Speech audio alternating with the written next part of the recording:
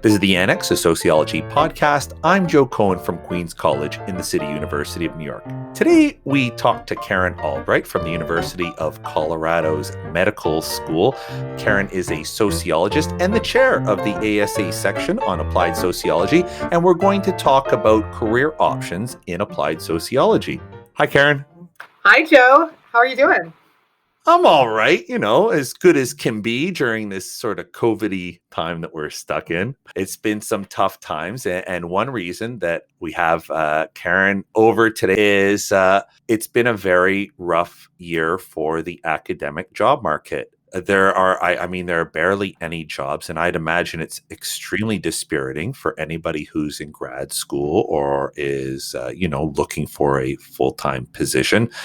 And I remember when I was in graduate school, a lot of my colleagues, not me, but a lot of my colleagues had this mentality that if they didn't get on the tenure track, that their life was just absolutely over. One thing that I wanted to do this year was to bring in guests who dispel that myth, because it's not true. There's a world of amazing career options that are available to PhD-bearing sociologists. And who better to guide us through this than the leader of the ASA Applied section? Karen, can you start us off by telling us about the section? Like, what does the Applied section do? Well, so let me start, Joe, and of course, I'm very happy to talk about this, but let me start by actually delineating between the two hats that I'm wearing by some stroke of strange fate right now. And that is, so I'm currently the president of an organization called the Association of Applied and Clinical Sociology. And concurrently, although the terms are a little bit staggered, but I am the chair, as you're referencing, to one of the ASA sections, American Sociological Association sections, called the Sociological Practice and Public Sociology section. So there are certainly a lot of common interests across the two, but they're also, they also have a lot of differences, namely that the SPPS, the Sociological Practice and Public Sociology section, because it is housed within the ASA, it has a number of different opportunities and constraints versus AACS, the Association for Applied and Clinical Sociology, which is an independent and international organization. So there are different constraints and opportunities with both. As I said, it's just this very weird stroke of strange timing that I happen to be president of one and chair of another. But in fact, my term as AACS president will be ending in about a month following our conference, our virtual conference. And then I'll be past president and still have a hand in things. But, the reins will be turned over to our very able president-elect, Melissa Fry. Anyway, but to go back to your original question, I'd like to say a little bit about both of those organizations. But to start with your initial question about SPPS, to be totally honest, that section has, gone through a number of growing pains over the years and identity development, different stages in that identity development. It has really been, in my experience, only in the past several years that the let's say the impending crisis, now current crisis of higher ed has come into view. Of course, nothing compared to what it is, how clear the view is right now. And so SPPS has primarily historically devoted its attention to activities within the discipline, which often means, not exclusively, but often means, a lot of activity within academia, right? So, focused on people who would become, by definition, ASA members. And that's generally, with the disciplinary organizations like that, it's generally academics and academic adjacent folks. Now, SPPS, in my estimation, is really well situated right now to be moving forward and having dialogue with certainly other sections and other folks who come under the ASA umbrella, but getting academia to be a little bit more focused and sociology as a discipline to be more focused about what activities and tips and techniques, let's say things like graduate departments can do to help better train their sociology graduate students, or even perhaps sociology undergrad students as well.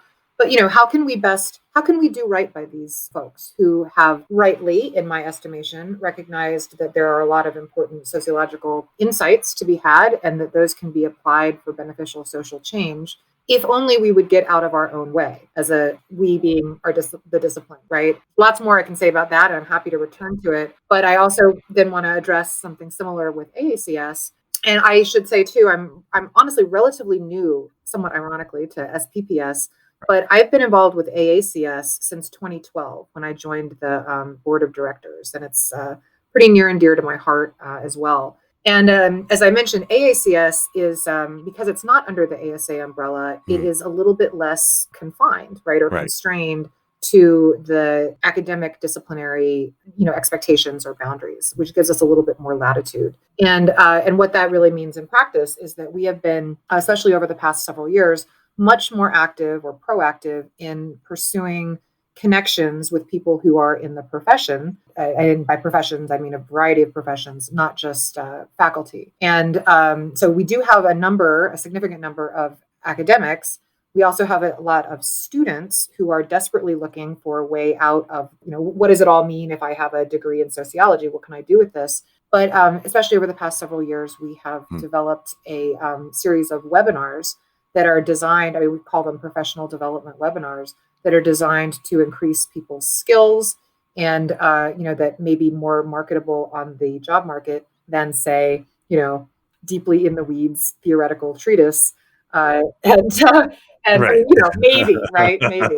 And so those professional development webinars not only, we hope, serve our members, our membership, but also provide an opportunity for people in the discipline who have left academia to give back and be connected. Because one of the things that I've learned in the past several years, and also through maybe even particularly in the course of doing a project about what happens to non-academic sociology PhDs, which I'd love to talk about.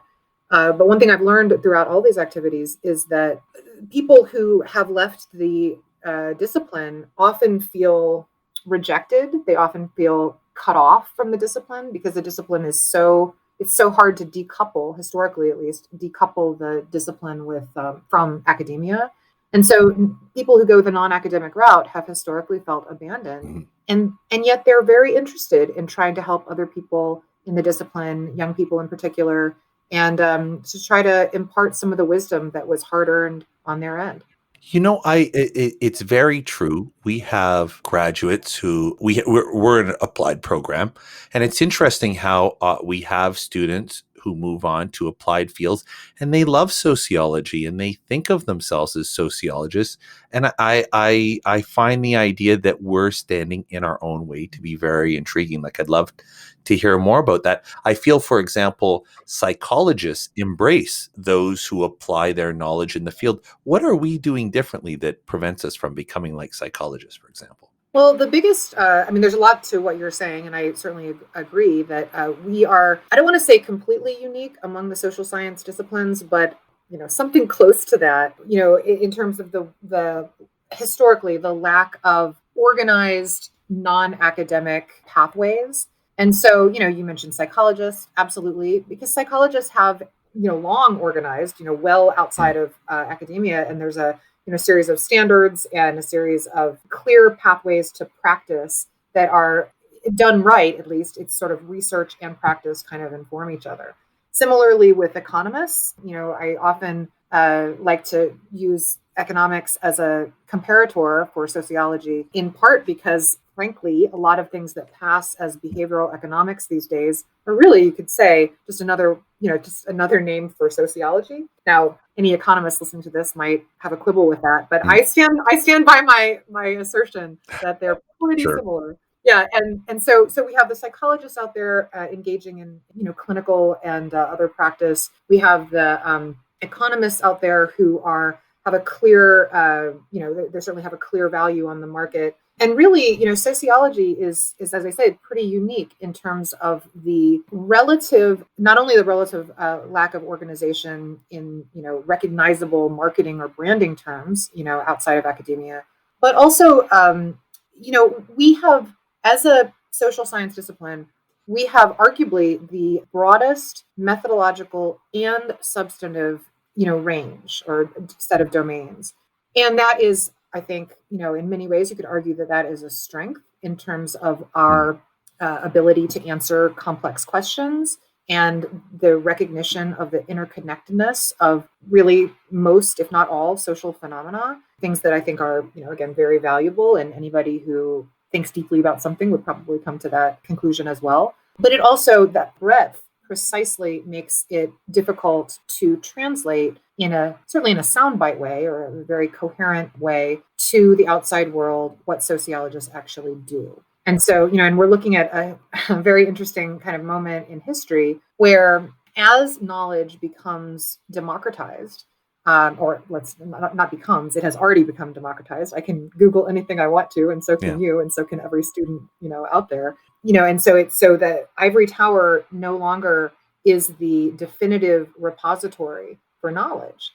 And that is good in many ways. It's also, because it opens up access to a lot of people who might not otherwise have it. Of course, it's also rife with potential problems. And for the academy, for higher ed, and specifically, let's say for sociology, it poses a series of, existential crises, because sociology is a lot of things, and not at all bashing it. I am a sociologist, and, rightly or wrongly, will be for the rest of my life. It's the way I look at the world. But if it's one of these things where it's, in a way, the study of everything. And if you poke deeply at that enough, it is also the study of nothing. Sure. If you can, in this world where there's so much encouragement for specificity and specialization, particularly within the academy. So all of that makes for a very, uncertain translation to people who are beyond academia in particular. And that is problematic. And that's one of the things that I and others who are working both in AACS and in SPPS are hoping to try to correct.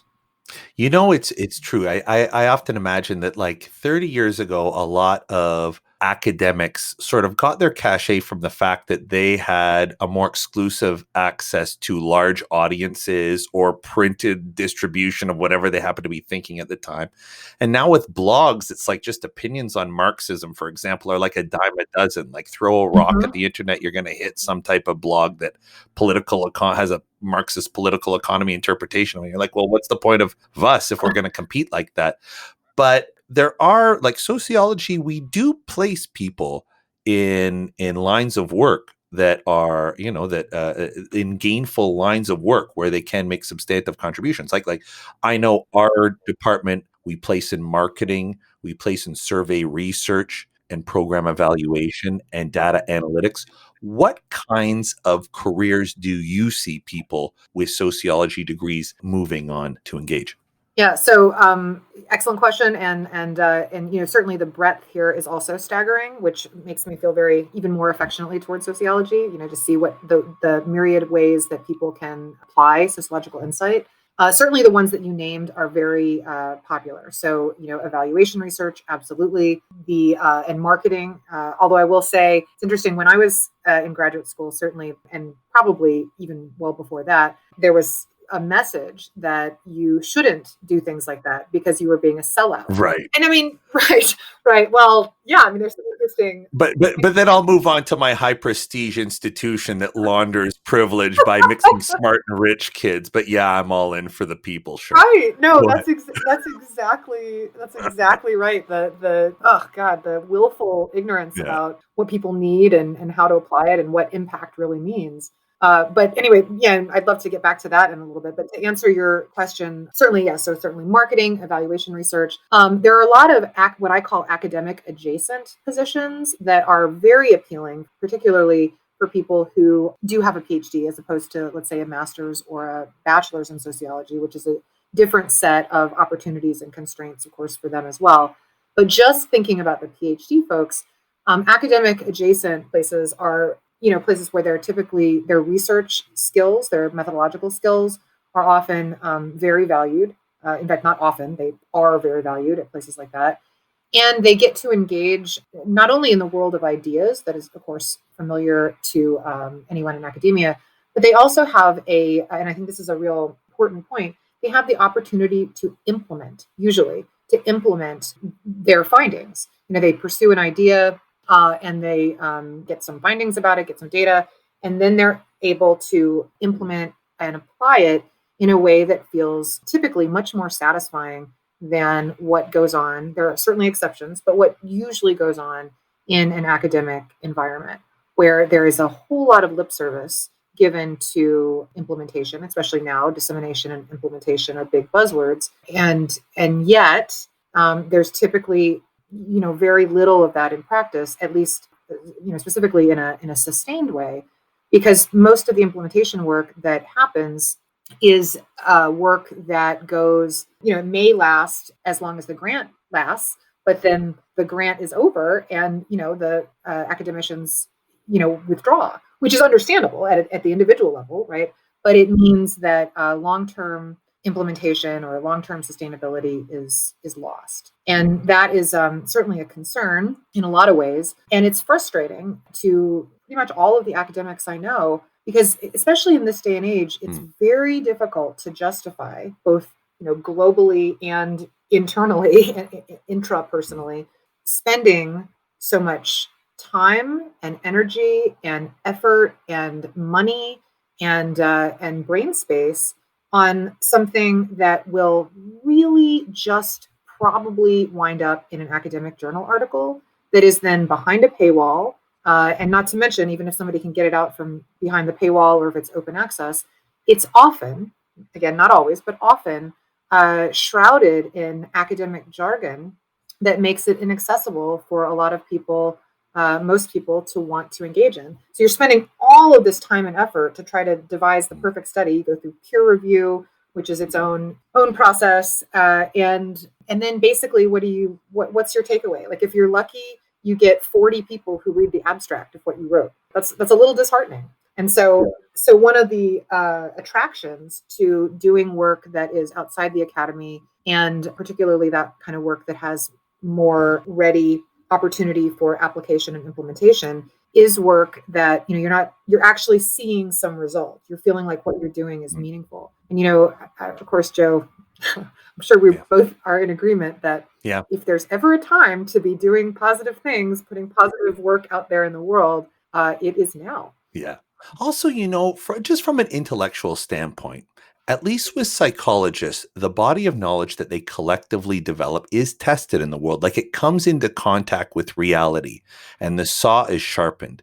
And I've always felt like the insular nature of sociology and its reluctance to engage in applied fields, like sell out to the capitalists or whatever it does, it is part of the problem that leads us down the self-referential abstract universe, like reading Nicholas Luhmann and thinking that somehow it's of any value to, I don't want to say any value, but thinking that somehow this will be a breakthrough that advances society, as opposed to a more empirical, approach where you develop knowledge and then you try to use it and see if it works as intended.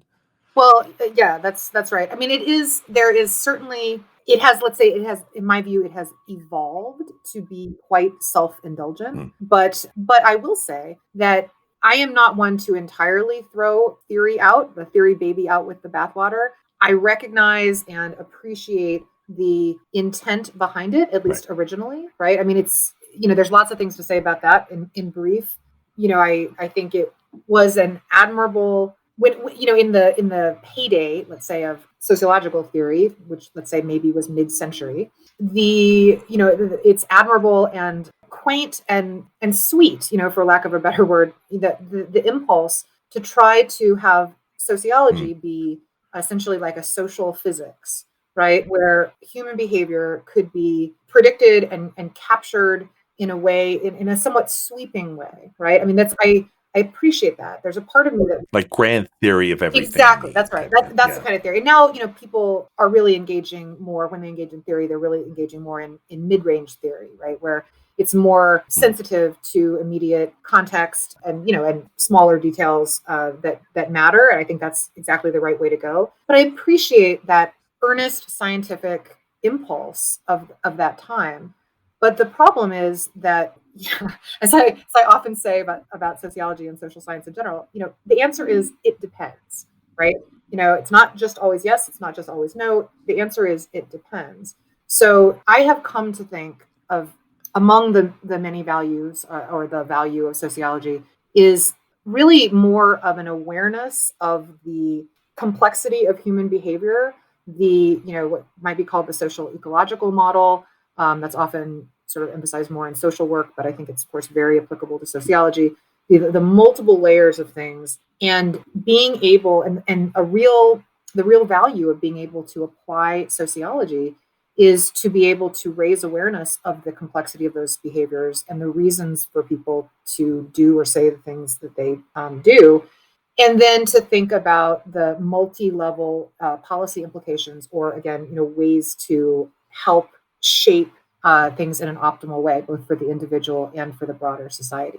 I mean, Durkheim, going back to theory, Durkheim and all other particularly early theorists, he was onto something. They were onto something, which is that we're not just isolated individuals. There are patterns, social patterns. But now the discipline is at a point where is challenged and should be challenged to be able to harness that insight in a way that is not only accessible to all, but also has direct connection with what we should be doing with that, right? It's not, I think many people who are not even sociologists have absorbed some of that lesson, right? That's out there, partly with the democratization of knowledge that I referred to before. We understand to some degree about crowd behavior. We understand about what I think most people often think of as the equivalent of social psychology, right? But it is now incumbent upon sociologists and the discipline of sociology to be able to articulate why it matters. But it's tricky, Joe. The history of sociology, you alluded to this question of why you didn't say it this way, but why we've kind of backed ourselves in a corner a little bit. And it's tricky because in a lot of ways, I don't want to oversimplify it because of course there's multiple threads to this story, but a very dominant thread in the history of the discipline is that the line was drawn in the sand in the early 1900s when in the Chicago school, when people like Jane Addams was a sort of marginal member of that group. And I all caveat, grains of salt taken, but essentially she said, hey guys, because it was guys, hey guys, why don't we do something with these things that we're observing? And they essentially were like, oh, don't be silly. And so she went off and, founded Hull House and essentially, founded the discipline of social work, or there's a question sort of discipline or profession, but, founded social work. And from then on, sociology was in a little bit of a bind because if it was too applied, then it would be social work. And that's another thing I remember from graduate school when I didn't really have a vocabulary then. And in fact, I think I told you this before. I drank the Kool-Aid pretty hard in graduate school. I mean, I was even an assistant editor on Sociological Theory, the journal. Oh yeah, it's a blessing and a curse that I have always been a bit of a joiner. So I was just all in with the discipline. I was the Sociology Graduate Association president, just all sorts of silly things like that. But, I remember trying to find a vocabulary to express what felt empty to me. And yet I, of course, blamed myself, thinking it was somehow deep and I just didn't get it. I was just too dumb.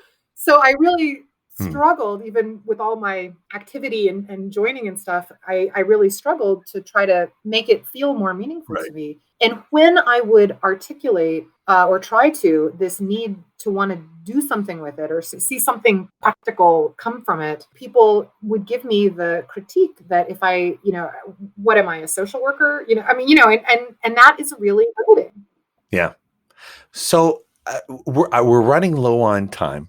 But if you could give one message to that grad student who feels very hopeless, is thinking, wow, there's just no jobs, I'm a failure, I'm never going to be a professor, et cetera, what piece of wisdom would you give them as somebody who has great exposure to the world of sociology beyond the academy? I would first emphasize that you're not alone. I reference, we can talk maybe this at another episode or something like that, but I reference that I have been involved in a project interviewing and surveying non-academic sociology PhDs. And I can tell you without exception, I believe, every single one of the people I talked to expressed this agony really about, their relationship to the discipline. And everybody is basically reinventing, historically at least, has been reinventing the wheel on their own. So and in fact, for many, the interviews, even these are people who are established now, they're in great careers and so on. And yet it was still meaningful to them to hear that this is a very common sentiment and experience, that we've all been experiencing it alone. So I'd emphasize that the person is not alone. And I would also emphasize that there are, an enormous number of careers out there. We sort of got sidetracked in talking about what some of those are. But I've seen I've seen people doing everything from applying sociology in a therapeutic setting. So in other words, functioning Right.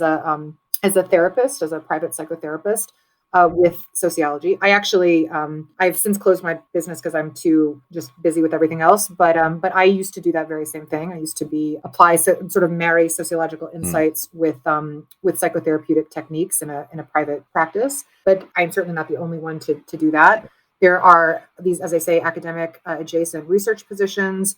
There are people who have founded their own businesses and are very successful in terms of being, experienced designers. A lot of user experience folks. A lot of big corporations now are hiring social scientists, particularly anthropologists, but that's only because sociologists haven't yet thrown their hat definitively in the ring. So there's lots and lots of different things that people can do. And I would also emphasize that I would ask them to question whether they really wanted to be an academic. Do they really understand what it's all about? There are a lot of great things about being an academic. There are also a lot of things that leave much to be desired.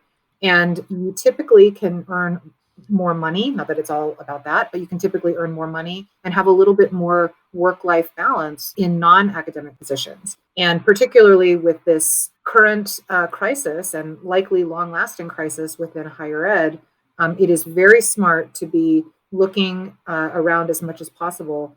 And certainly places like AACS, organizations like AACS, have offerings, for networking and so on, so that people can try to make those connections with people who are doing more applied work outside the academy. So 2 questions before I let you go. Number 1, if people want to learn more about the AACS, where do they go on the web? So the website address is aacsnet.net, aacsnet.net. And then the second question is, there's 2 things that I really regret not following up on, and I hope you'll come back. Number 1, I want to hear more about how sociology is shooting itself in the foot in terms of the development. And 2, I think I'd love to hear a deeper dive about job tips about getting work. So maybe you can come back. I would love that. I would love to come back. I love what you're doing, elevating and raising attention to a number of subfields in sociology. And I certainly am very happy to get the word out about applied and clinical sociology. I also want to say very briefly, my own career is in health services research. So as you mentioned, I'm a faculty member in the School of Medicine at Colorado. I'm also the associate director for the Denver-Seattle Center of Innovation. There's lots to say about that, but the reason I'm bringing this up right now is because I think the field of health services, the health domain in general, is tremendously ripe for insights from and contributions from social scientists, particularly sociologists. I know I beat that drum all the time, but there are, rightly or wrongly, there are a lot of, there's certain drivers of the economy right now. Health is certainly one of them. MDs are obviously tremendously gifted in many ways, but they're not social scientists. And the social scientific insights can only help us serve patients and populations better. So I'd really encourage people to think about that as a potential domain for direction as well. Karen Albright, thank you so much for joining us today. Thank you so much, Joe. I loved it. You've been listening to the Annex, a sociology podcast. Special thank you to Karen Albright from the University of Colorado Anschutz Medical Campus. We're on the web, theannexpodcast.com, on Twitter @SocAnnex, and on Facebook, the Annex Sociology Podcast. The Annex Sociology Podcast is a production of the Queen's Podcast Lab. To learn more, visit queenspodcastlab.org. Our producer is Liseth Moreno. Music by Lena Orsa. I'm Joe Cohen. Thanks for listening.